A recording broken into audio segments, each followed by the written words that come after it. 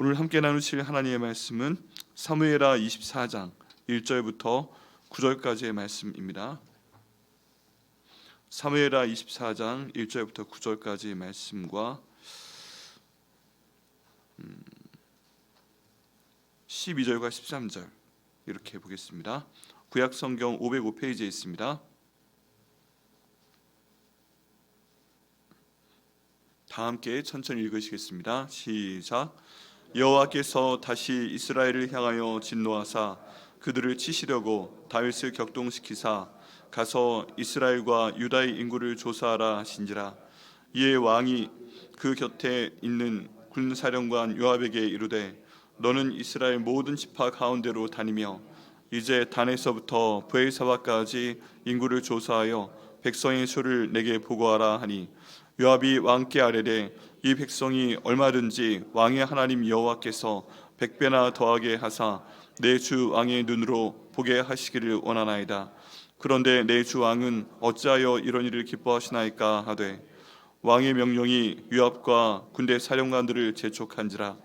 요압과 사령관들이 이스라엘 인구를 조사하려고 왕 앞에서 물러나 요단을 건너 갓 골짜기 가운데 성읍 아루엘 오른쪽 곧 야셀 맞은 쪽에 이르러 장막을 치고 길라앗에 이르고 담딧 후시 땅에 이르고 또 다니아 안에 이르러서는 시돈으로 돌아 두로 견고한 성에 이르고 히윗 사람과 가나안 사람의 모든 성읍에 이르고 유다 남쪽으로 나와 브엘세바에 이르니라. 그들 무리가 국내를 두루 돌아 9달 20날 만에 예루살렘에 이르러 요압이 백성의 수를 왕께 보고하니 곧 이스라엘에서 칼을 빼는 담대한 자가 80만 명이요 유다 사람이 50만 명이었더라. 12절과 13절 읽습니다. 12절입니다. 시작. 가서 다윗에게 말하기를 여호와께서 이와 같이 말씀하시기를 내가 네게 세 가지를 보이노니 너를 위하여 너는 그 중에서 하나를 택하라. 내가 그것을 내게 행하리라 하셨다 하라 하시니 가시 다윗에게 이르러 아뢰되 이르되 왕의 땅에 7년 기근이 있을 것이니까 혹은 왕이 왕의 원수에게 쫓겨 석 달 동안 그들 앞에서 도망하실 것이니까 혹은 왕의 땅에 사흘 동안 전염병이 있을 것이니까 왕은 생각하여 보고 나를 보내신 이에게 무엇을 대답하게 하소서 하는지라. 아멘. 자, 오늘 말씀 위에서 같이 기도하시겠습니다. 하나님 아버지 감사합니다. 주님의 인도하심 가운데 오늘 이 말씀을 저에게 주심을 감사합니다. 아버지, 벌써 저희가 성경 통독을 하고 500페이지를 읽고 있습니다. 이 모든 말씀이 주님 저희 성도 한 명 한 명과 저희들의 가정과 저희들의 모든 교회 사역 가운데 이 말씀이 녹아 들어갈 수 있도록 하심을 감사합니다. 성령 하나님께서 말씀을 주시니 이 말씀이 저희 가운데 능력이 되고 기도할 수 있는 힘이 되고 또 저희가 나갈 방향을 주심을 감사드립니다. 아버지, 오늘 이 말씀을 저에게 주심을 감사합니다. 성령 하나님께서 친히 선포하여 주옵소서. 사람의 모습 가려 주시고 종을 성령의 도구로 사용하여 주시며 이 말씀 붙들고 기도할 때 아버지 저희가 교만하지 아니하며 항상 주님 의지하며 살 수 있도록 아버지 인도하여 주시옵소서. 감사드리고 예수님의 이름으로 기도드립니다. 아멘. 저희가 살아가는 힘이 있습니다. 그런데 그 힘이 어디서부터 나오는 것인지 항상 물어봐야 될 필요성이 있습니다. 내가 내 힘으로 사는 것인가, 내 돈으로 사는 것인가, 내 주변에 있는 사람으로 사는 것인가, 아니면 내가 있는 직장으로 사는 것인가, 여러 가지 질문을 던질 수 있습니다. 근데 오늘 말씀 가운데 보면 우리가 살아갈 수 있는 힘은 하나님께로부터 온다, 이것을 알 수 있습니다. 같이 한번 해보시겠어요? 내가 살 수 있는 힘은 하나님께로부터 옵니다. 아멘. 저희가 항상 이렇게 고백하며 살아야 됩니다. 그렇지 않으면 교만하게 돼요. 교만하게 돼요. 우리는 항상 사실 교만하고 싶어합니다. 그렇지 않으세요?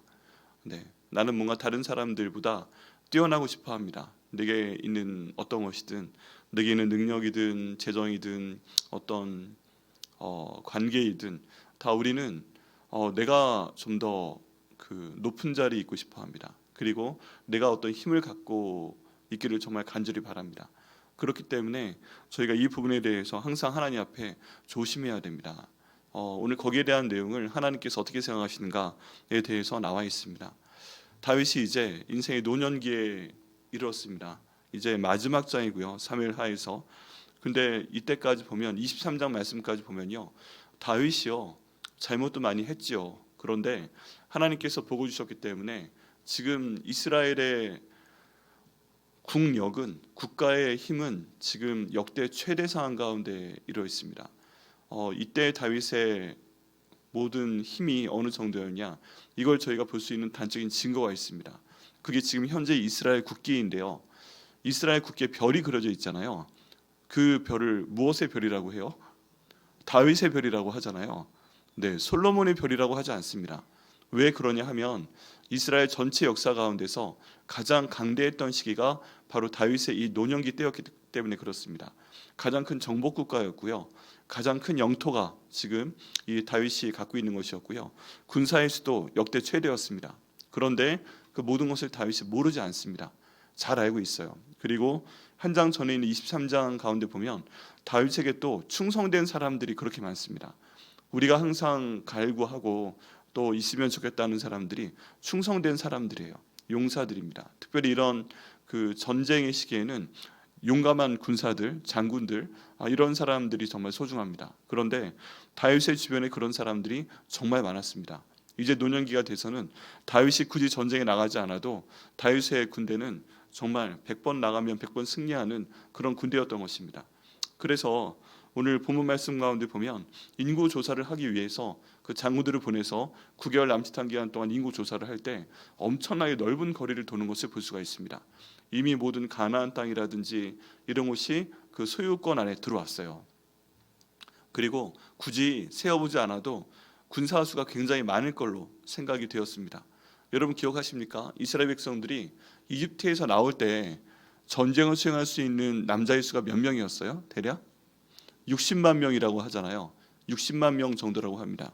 그런데 오늘 말씀 가운데 보면은 그 수가, 구절 말씀 가운데 보면 이스라엘에서 칼을 빼는 담대한 자가 80만 명이요 유다 사람이 50만 명이다. 80만 명과 50만 명을 더한 몇만 명이에요? 130만 명이죠.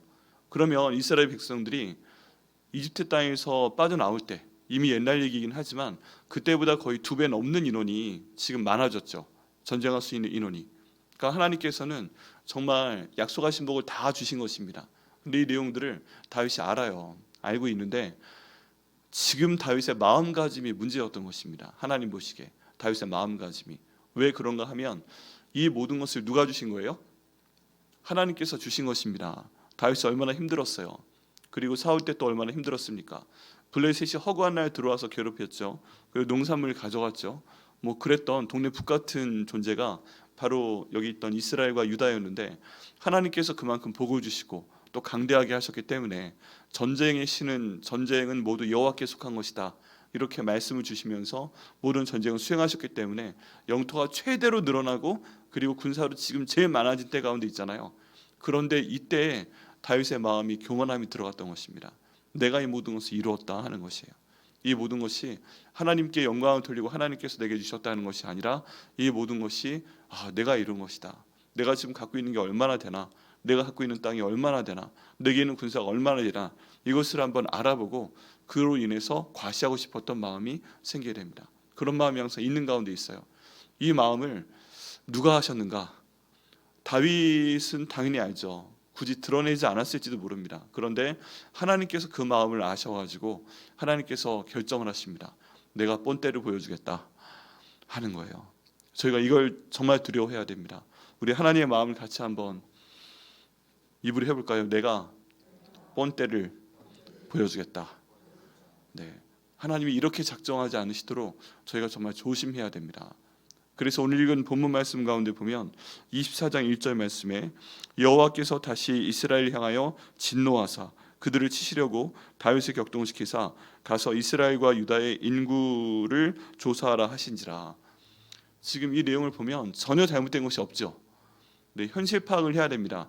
지금 땅은 얼마나 넓어졌는가, 인구 조사를 해서 어느 정도의 군사가 나한테 있는가, 이거 알아본다는 거 괜찮은 것 같아요. 전혀 이상 없어요. 특별히 성경 가운데 민수기도 있잖아요.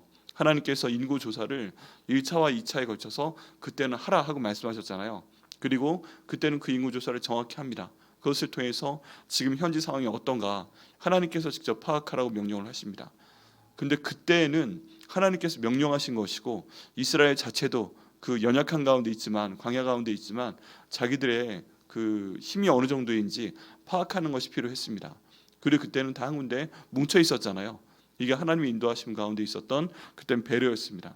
근데 똑같이 인구 조사가 지금 한 번 더 있는 거예요. 근데 지금은 어떠한 위기 상황도 아닙니다.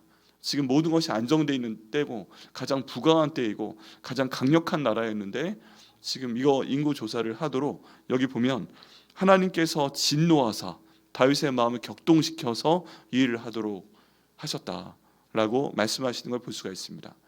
자, 여기에 보면요, 하나님께서 사람에게 마음에 안 드실 때 하시는 방식을 볼 수가 있어요. 그냥 사람의 지금 마음이 문제인 것입니다. 모든 것이 마음으로부터 시작이 되는데 하나님께서 내게 주신 모든 것이 감사합니다. 내게 있는 모든 것이 다 하나님께 주신 것입니다.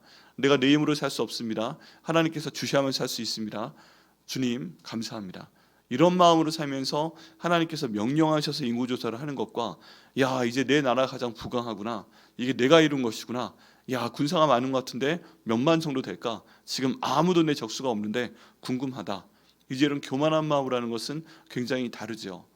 하나님께서 저에게 제일 싫어하시는 것이요, 하나님을 넘어서도록 교만한 것입니다. 우리에게는 모든 것이 하나님께서 주신 것입니다. 이렇게 겸손히 하나님께 말씀드리며 어떤 상황에서든 정말 하나님께서 나의 모든 것들을 주시는 분이시고 내게는 모든 물질과 능력과 이 좋은 상황들이 하나님께서 주신 것입니다 하면 하나님께서 기뻐하시는데, 그게 아니라 마음 가운데서 내가 최고다, 내가 정말 이 모든 것들을 이루었다, 이런 마음이 들어가기 시작하면 하나님 뵈기 싫으신 거예요. 그래서 그 마음에 대해서 네가 그런 마음을 품어 하고 직접 꾸짖으시는 경우도 있지만 오늘 말씀 가운데 보면 본때를 보여주시겠다 하면서 다윗으로 하여금 마음을 격동시켜서 잘못을 하게끔 하시는 것입니다. 그럼 저희 이런 생각할 수 있죠. 하나님 왜 그러시나? 왜 내 속에 그런 생각 없었는데 이런 마음을 주셔가지고 굳이 잘못을 하게 하신 다음에 네가 잘못했지 하고서 지금 화를 내시려고 그러나, 그런 생각을 할 수가 있습니다. 근데 하나님께서요, 다윗의 마음이 그런 마음이 있기 때문에 그 마음을 조금 키우신 것밖에 없어요. 사실은 그 마음 가운데 다윗이 하나님을 의지하거나 감사하거나 그런 마음이 없기 때문에 하나님께서 네 마음이 그렇다는 걸 돌아보아라 말씀하시면서 그 마음을 조금 확장시켜 주신 것밖에 없습니다. 없는 마음이 생기지 않아요. 항상 그래요. 없는 마음이 생기지 않아요. 하나님께서 내 마음 가운데 있는 것을 사용하시는 것을 볼 수가 있습니다. 그래서요, 저희는 어떤 상황에서든 하나님을 의지해야 됩니다. 어떤 상황에서든 마음이 항상 겸손해야 됩니다. 그래서 한번 기도해 보시겠어요? 하나님, 어떤 상황에서도 제가 아무리 잘 돼도 항상 하나님이 주인이십니다. 항상 제가 겸손할 수 있도록 인도하여 주옵소서. 네, 정말 그렇습니다. 이게 마음 깊은 곳에서부터 하나님 그렇습니다 하고 이런 고백을 해야 되고, 하나님 그렇게 해주세요 하고 저희가 고백을 해야 됩니다. 이게 근데 안 되는 경우도 있잖아요. 안 되는 경우도 내 마음에 어쩔 수 없이 난 자부심이 너무 세요. 이미 너무 많이 마음이 높아졌어요. 그런 경우에는 마음이 통제가 안 된다면, 어떻게 할 수 없다면 내 말과 행동으로라도 내가 조심해야 돼요. 네, 마음에 있는 게 밖으로 나오게 돼 있잖아요. 근데 내가 마음은 그래도 말과 행동으로 그래도 하나님이 최고십니다, 하나님께서 모든 걸 하셨습니다, 그렇게 내가 입으로 선포하고 내 행동으로 자꾸 그 몸을 굽힐 때 그게 마음도 좀 영향을 받아요. 그냥 마음이 안 되는 것 같다? 그럼 입과 저희 행동을 통해서 선포를 해야 됩니다. 저희만 해도요, 마음이 그런 사람 보면 아시죠? 이 사람은 너무 자부심이 강하다, 이 사람은 말이 왜 저래, 이 사람 태도가 너무 그렇다 하고 영과 영을 보기 때문에 다 압니다. 근데 설령 그게 밖으로 넘쳐흐른다 할지라도 저희 입술의 말과 행동을 통해서 저희가 유지해야 돼요. 유지해야 돼요. 밖으로 그런 것들이 나오면 안 됩니다. 그래서 가끔 비록 그 도가에 나오는 얘기는 하지만 묵계에 대한 얘기가 있습니다. 묵계, 어떤 그 싸움닭에 대한 얘기인데요. 굉장히 그 좋은 싸움닭이 있습니다. 그런데 이 싸움닭의 어떤 길을 살려주고자 그 싸움닭을 갖고 있는 주인들이 노력을 많이 하죠. 그런데 그 싸움닭의 레벨을 측정을 할 때 단계가 있습니다. 싸움에 대한 의지를 밖으로 불러일으켜내고요. 눈빛이 부리부리하고 그다음 막 치고 있고 날개를 쳐서 회를 치고 있고 그런 싸움닭을 볼 때 이 그 싸움닭에 대한 전문가는 가장 하수라고 봅니다. 아직 안 됐다.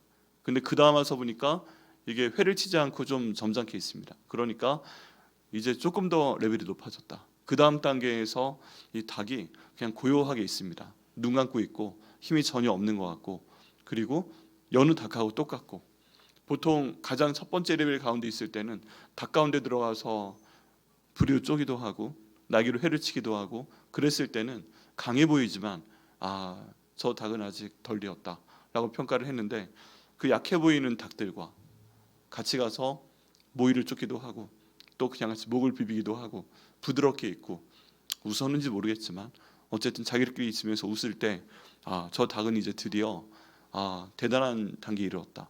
일종의 싸움닭인데 나무처럼 됐다는 것입니다. 나무를 그냥 보면 움직임도 없고 정적이어 보이고 참 훌륭한 단계다. 그런 단계를 묵계의 단계라고 하는데요.